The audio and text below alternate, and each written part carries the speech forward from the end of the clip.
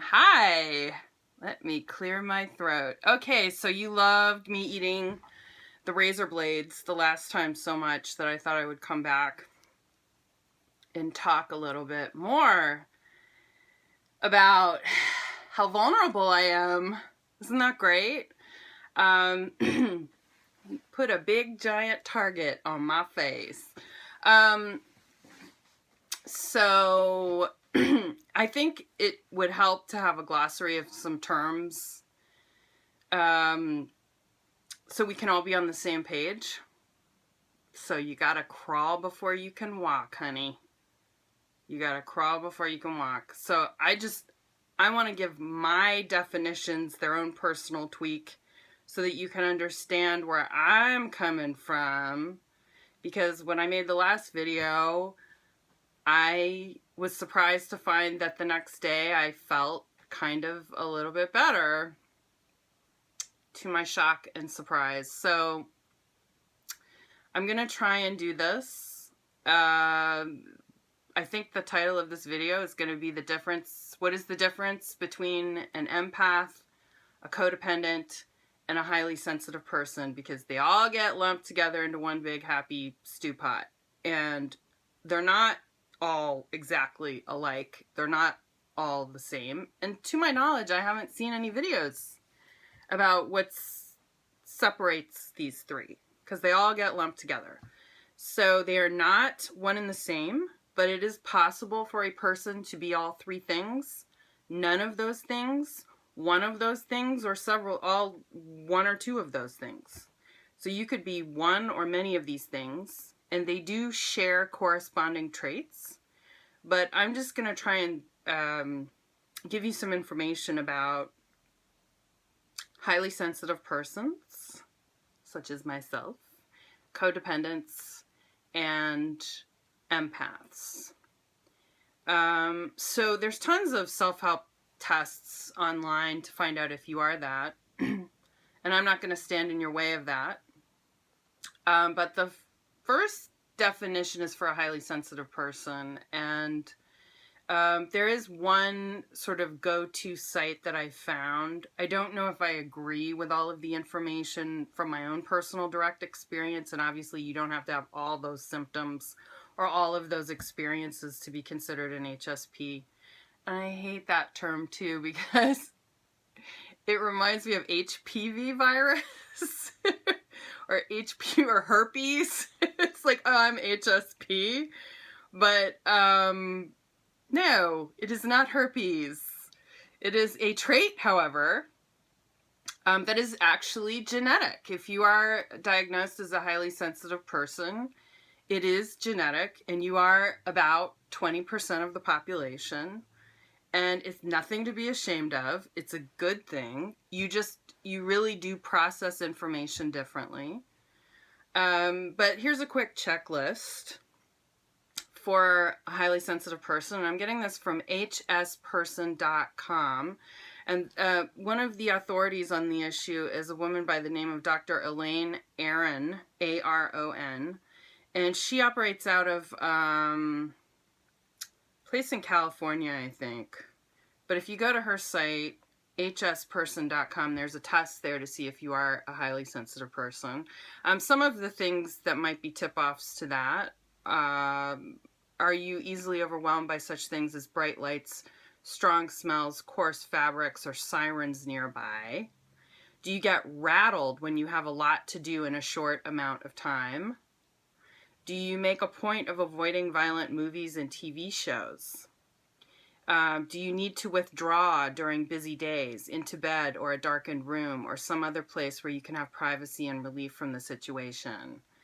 Do you make it a high priority to arrange your life to avoid upsetting or overwhelming situations? Do you notice or enjoy delicate or fine scents, tastes, sounds, or works of art? Yes. Do you have a rich and complex inner life? I don't think it could get any more rich and complex right now, but I digress. When you were a child, did your parents or teachers see you as sensitive or shy? Sensitive, yes. Shy, no. And one of the interesting things about being a highly sensitive person is that about 30% of us are extroverts. We are not introverted, even though we get diagnosed as inhibited, or shy is the common term. But actually, you can be totally extroverted and still be a highly sensitive person. It is totally normal. Like I said before, it's in about 15 to 20% of the population. It's not a disorder, but it is not generally well understood by the majority of those around us. So that's a challenge.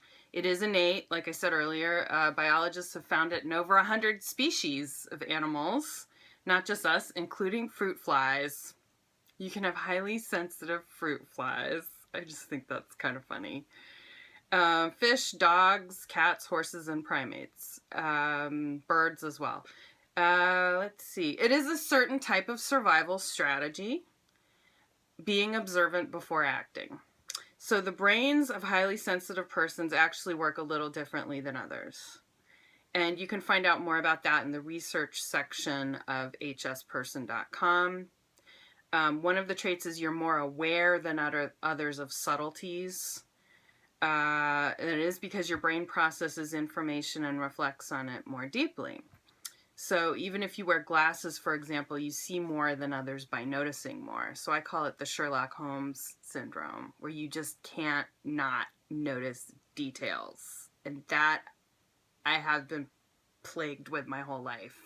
That does feel like a burden sometimes, but that's what I get for being HSP, not HPV. The other thing is you're also more easily overwhelmed.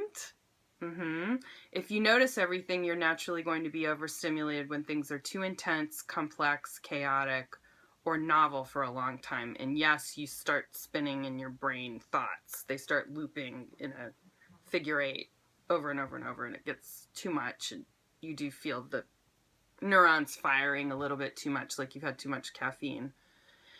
It's not a new discovery, this trait, but it has been misunderstood. Because HSPs prefer to look before entering new situations, they are often called shy. As I said earlier, 30% of HSPs are extroverts. Let's see. It's been labeled as inhibitedness, fearfulness, or neuroticism. And some HSPs might behave that way, but it's not innate to do so, and it is not a basic trait of highly sensitive persons. And sensitivity is valued differently in different cultures, and this is the hardest one for me to have to deal with. Personally, if you live in a culture where it's not valued, HSPs tend to have low self-esteem, and that I can totally attest to. If you're continually told, don't be so sensitive, or you were told that growing up, you're going to feel abnormal. You're going to feel weird. You're going to feel like you don't belong sometimes. And you just have to accept that you're going to be part of a minority of people on the planet. Wherever you go, you're going to be about 20% of the population. And so you have to learn how to adjust accordingly. So I think I might do a part 2 and a part 3 because I don't want to get cut off. But that's part 1, highly sensitive person. So the next one's going to be, let me see, what do you want? Empaths or codependents? You'll see. Part 2 coming up shortly. Thank you. I'll be right back.